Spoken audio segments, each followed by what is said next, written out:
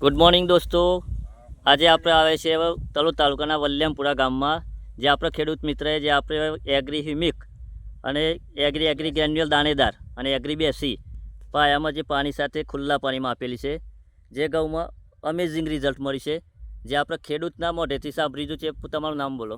રજનીકાંત ભગવાનદાસ પટેલ. બરાબર. કઈ પ્રોડક્ટ વાપરી હતી? એગ્રી બેસી અને હુમિક. બરાબર. તો તમને કેવું રિઝલ્ટ લાગે છે? રિઝલ્ટ આપ મળ્યું. હું 28મી તારીખે ડિસેમ્બરના 28મી તારીખે ઘઉં પહેર્યો હતો, પાણી મૂક્યું હતું. બરોબર. અને પહેલા મહિનાની 12મી તારીખે ઘઉં બીજવાના હતા. એક જ હું નાખી એની જગ્યાએ અત્યારે હાલ ગણીએ તો 2 મહિના ઘઉંનો ટાઈમ ક્લિયર થઈ ગયો છે. એની ડુંડી હાઈ ઘઉં રિઝલ્ટ ટોપ મળી જવાનું. નકર 2 મહિનાની અંદર આટલો હાઈટમાં ઘઉં આવે નહીં. તો બીજા ખેડૂત મિત્રો ત્યાં શું કહેવા માંગશો?